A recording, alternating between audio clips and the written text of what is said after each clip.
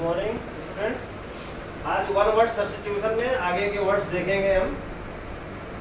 One who entertains A guest,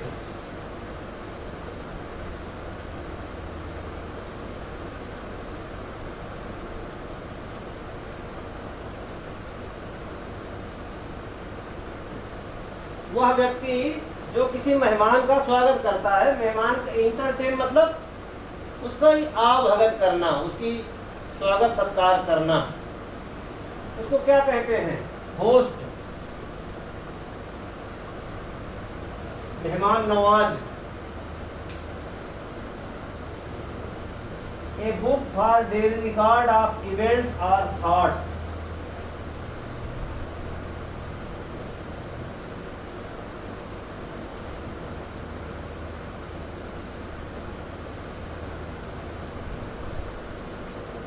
daily record of events और thoughts.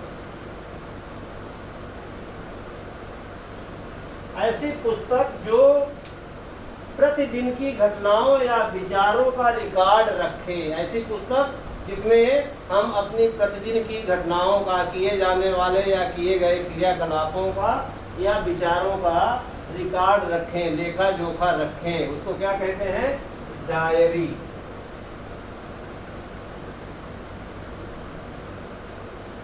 Person who dies without having made his will,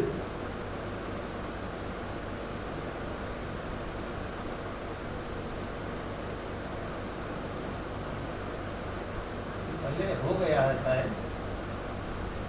without, person who dies without making his will, जो बिना वसीयत किए मर जाता है, ऐसे आदमी को क्या कहते हैं? इंटेस्टेट। इंटेस्टेट, निर्वसीयती। Legal injury without any economic loss,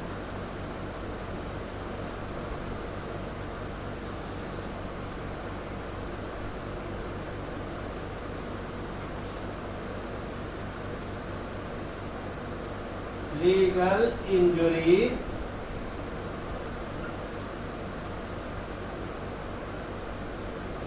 without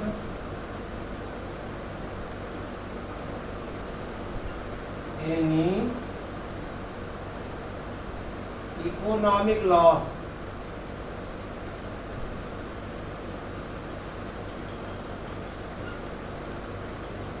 विधिक क्षति जब हो जाती है, भले ही कोई आर्थिक क्षति नहीं होती। तो टॉट में आप लोगों ने पढ़ा होगा पिछले सेमेस्टर में, इंजोरिया साइन डैमनम, डैमनम साइन इंजोरिया। नुकसान होता है लेकिन इंजरी नहीं होती, वह एक्शनेबल नहीं है, अर्थात उसके लिए मुकदमा नहीं लाया जा सकता। लेकिन इंजरी हो जाती है। लीगल इंजरी मतलब विधिक अधिकारों को चोट पहुंचे, विधिक अधिकारों का उल्लंघन हो, विधिक अधिकारों की अवमानना हो, किसी के सिविल अधिकारों का उल्लंघन किया जाए, भले ही उसको आर्थिक नुकसान न हो। ऐसे नुकसान को मुकदमा, ऐसे नुकसान के लिए मुआवजा हेतु मुकदमा किया जा सकता है। इसको कहते हैं इंजुरिया साइन डैमनम। ये लैटिन मैक्सिम है, वैसे लैटिन मैक्सिम में भी आएगा ये इंजुरिया साइन डैमनम।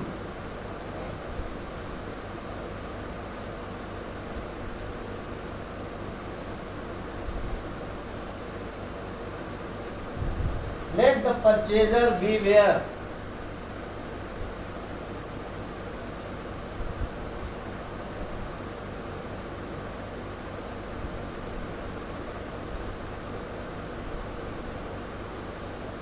आपके सेकंड सेमेस्टर का एक पेपर जो कॉन्ट्रैक्ट सेकंड है, उसमें माल विक्रय अधिनियम में ये सिद्धांत है, धारा 16 में, exception to the caveat emptor, let the purchaser beware. Let the purchaser beware को कहते हैं लैटिन मैगजीन में caveat इम्पटर।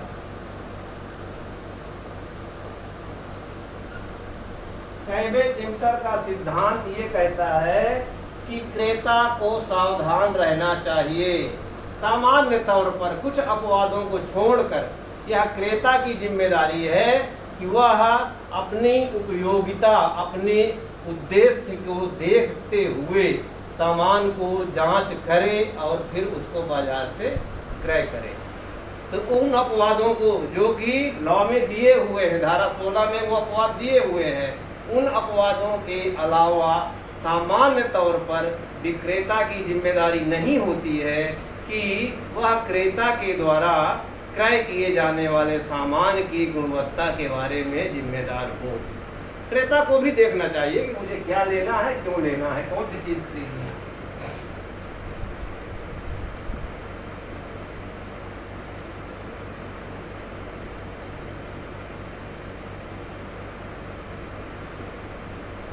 Public sale of property conducted by bidding.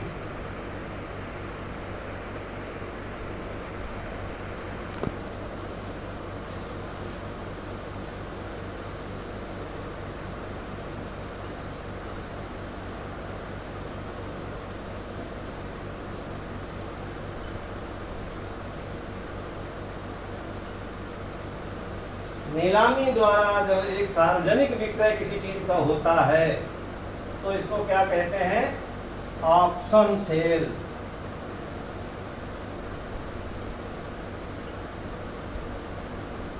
नीलामी द्वारा विक्रय। One who eats human flash.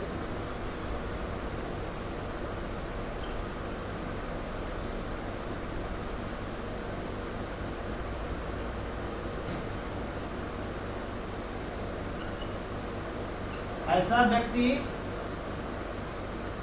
बड़ी अमानवीय हरकत है वैसे तो, लेकिन कई बार ऐसी घटनाएं देखने को आती हैं कि आदमी का मांस खाए। इसको बोलते हैं कैनिबल। ऐसे आदमी को कैनिबल बोलते हैं, कैनिबल। अभी करीब 8-10 साल पहले नोएडा के पास निठारी गांव में एक ऐसा कांड हुआ था जहाँ पर कि कई बच्चियों को मार के उनके साथ रेप और उनका मांस खाने की हरकतें ऐसी हुई थी। और उसमें एक आदमी गिरफ्तार हुआ था, सुरेंद्र कोहली नाम का, जो कि मारने के बाद उनके मांस को पका के खाया करता था। ऐसे आदमी को कैनिबल बोलते हैं। Specialist in female disease.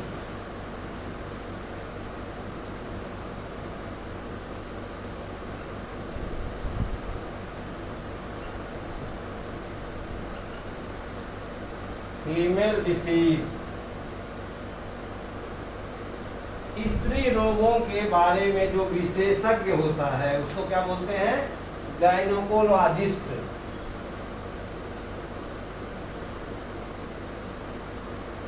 Gynaecologist, gynaecologist.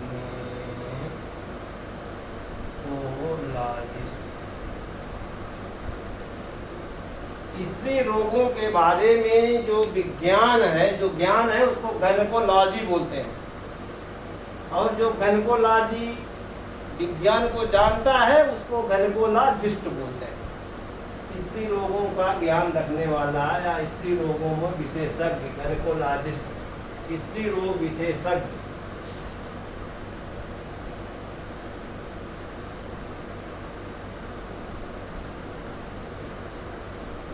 A period of 100 years,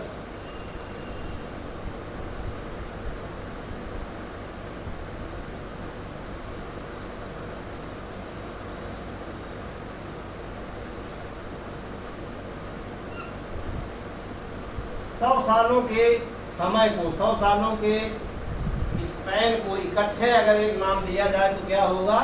century. आप लोग सब जानते हैं क्रिकेट में कोई खिलाड़ी 100 रन मारता है तो उसको भी सेंचुरी कहा जाता है, और 100 साल के स्पैन को भी सेंचुरी कहा जाता है। 1901 से लेके 2000 तक ये क्या हुआ? 20th सेंचुरी हुई। अब कौन सी सेंचुरी चल रही है? 21st सेंचुरी चल रही है। 21st सेंचुरी 2199 में पूरी हो जाएगी। उसके बाद 22वीं सेंचुरी शुरू हो जाएगी। 10 साल के पीरियड को क्या कहते हैं, इसमें नहीं है किताब में, फिर भी मैं बता दे रहा हूं। डिकेड मतलब 10 साल का युग। और 1000 वाले को क्या बोलते हैं, मिलेनियम।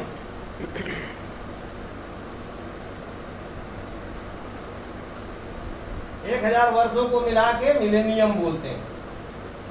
अब ये 2000 के बाद का ही चल रहा है, तो ये तीसरा मिलेनियम है।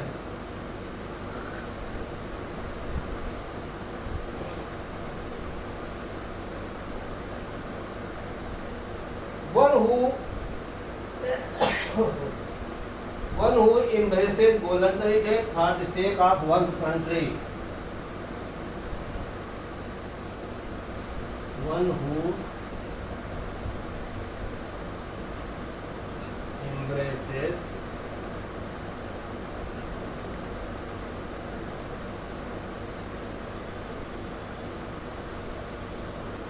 voluntary death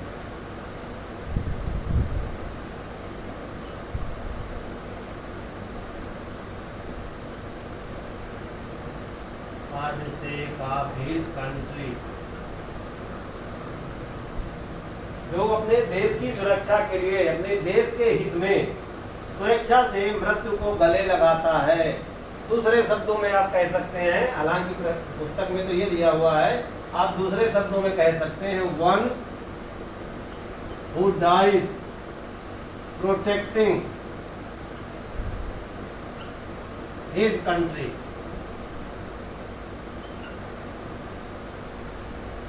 या one who dies fighting for his country. अब कश्मीर में आतंकवादियों से लड़ते हुए कई बार हमारे जवान, मिलिट्री वाले मारे जाते हैं, वो भी देश के लिए लड़ रहे हैं, देश की रक्षा के लिए लड़ रहे हैं। तो ऐसे सब लोगों को क्या कहा जाता है, मार्टियर। मार्टियर मार्टिर मार्टिर शहीद, शहीद। Too much official formality.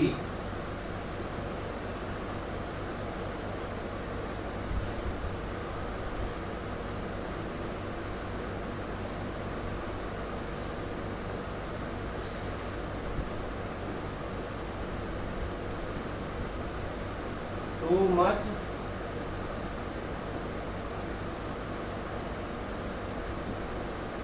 Official formality, जहाँ पर औपचारिकताएं ज्यादा हों, कार्यालय या दफ्तर संबंधी औपचारिकताओं में ही सारा समय निकल जाता हो, इसको कहते हैं red tapism.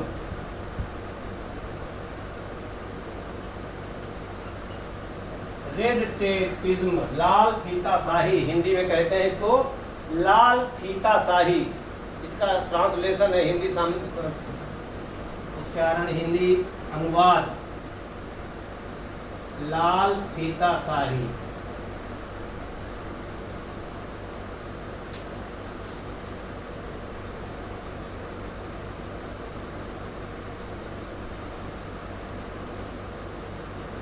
Murderer of the king.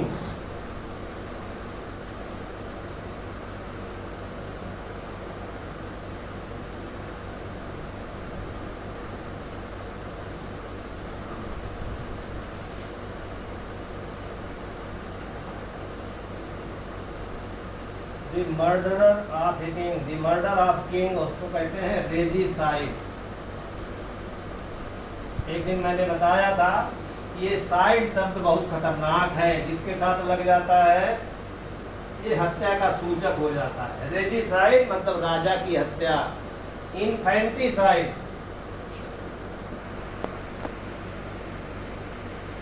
अब इन्फेंट मतलब बच्चा होता है, मर्डर ऑफ इन्फेंट, बच्चों की हत्या या बच्चे की हत्या, इसको कहेंगे infanticide.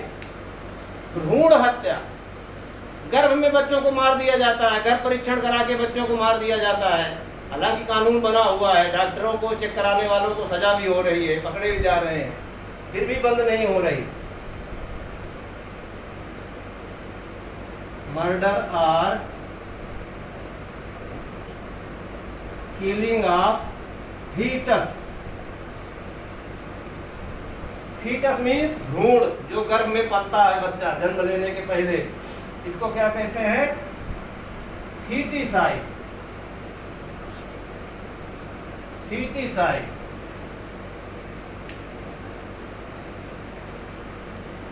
An exclusive and permanent union between man and woman.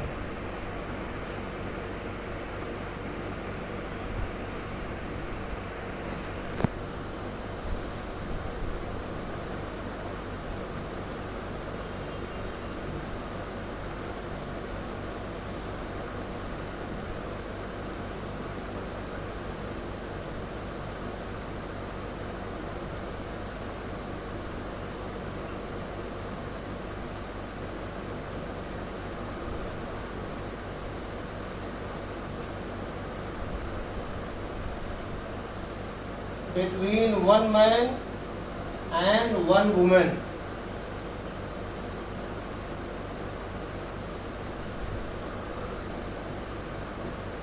एक महिला और एक पुरुष के बीच में, एक्सक्लूसिव मीन्स अनन्य, परमानेंट मीन्स स्थायी, यूनियन, यूनियन मतलब उनका संगम, उनका संबंध, उनका संग, इसको की विवाह कहते हैं, विवाह बंधन। हम लोग कहते हैं दोनों विवाह सूत्र में बंध गए, और इसको कहते हैं 7 जन्मों का बंधन है। अब तो विवाह विच्छेद तलाक की भी व्यवस्था हो गई। पहले कहते थे कि मियाँ बीवी का जो बंधन है 7 जन्मों का बंधन होता है, एक बार बंध गए कभी नहीं अलग होंगे। ठीक है, इसको कहते हैं मोनोगामी। पहले भी ये शब्द आ चुका है, monogamy, marrying of one man, marrying of one wife by one man, monogamy. Exclusive and permanent union between one man and one woman, monogamy.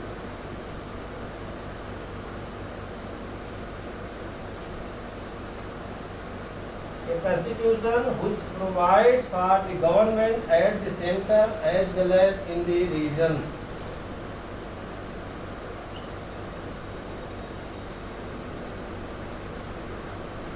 A constitution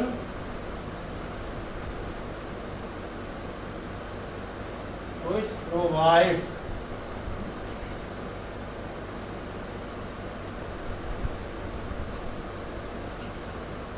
for government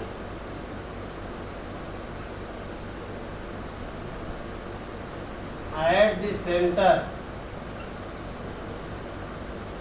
as well as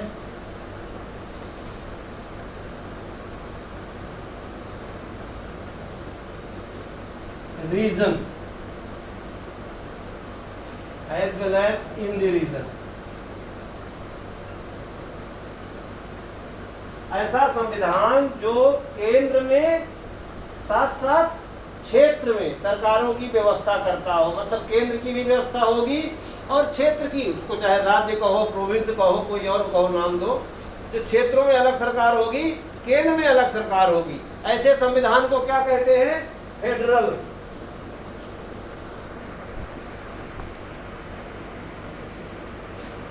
federal, संघीय। हमारे संविधान के प्रश्नों में एक प्रश्न हमेशा आता है, भारतीय संविधान संघीय है या एकात्मक है, संघात्मक है या एकात्मक है? और फिर उसमें उत्तर देना पड़ता है कि भारत का संविधान संघीय और एकात्मक दोनों का मिश्रण है। न तो पूरी तरह संघीय है, जैसे इंग्लैंड का, अमेरिका का संविधान संघीय है, संघात्मक है, लेकिन भारत का पूरी तरह संघात्मक नहीं है। इंग्लैंड का संविधान एकात्मक है, लेकिन यहाँ पर संघात्मक भी है और एकात्मक भी है, दोनों का मिश्रण है।